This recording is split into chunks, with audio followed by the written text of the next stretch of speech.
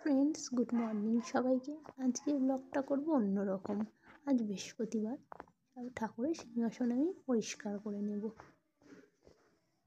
দেখো, এবার গপুকে চান করাবো, একটু গঙ্গার জল দিয়ে একটু চান করাই।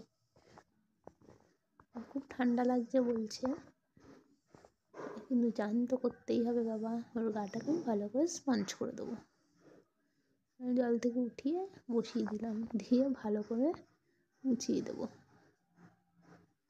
কি মিষ্টি লাগছে গপুকে,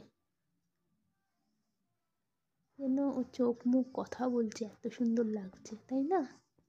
তোমরা কমেন্টসে জানিও গপুকে আমার কেমন লাগছে।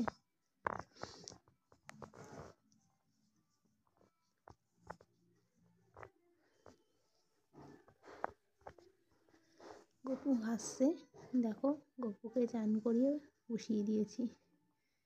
ঠাকুরের সব সিংহাসনগুলো পরিষ্কার করা হয়ে গেছে, কারণ আমি একা ভিডিও করি তো পুরো ক্লিপগুলো আমি নিতে পারি না, কীভাবে পরিষ্কার করছি না করছি কি কোনোভাবেই নেওয়া যাবে না।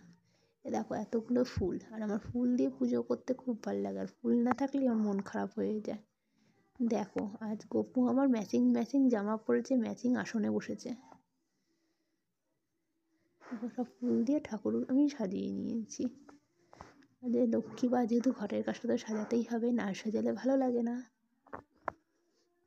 এখানে উপরে আমার মা তারা আছে, বজরংবলী আছে। দেখো গপুকে কত মিষ্টি লাগছে। Thank you for watching.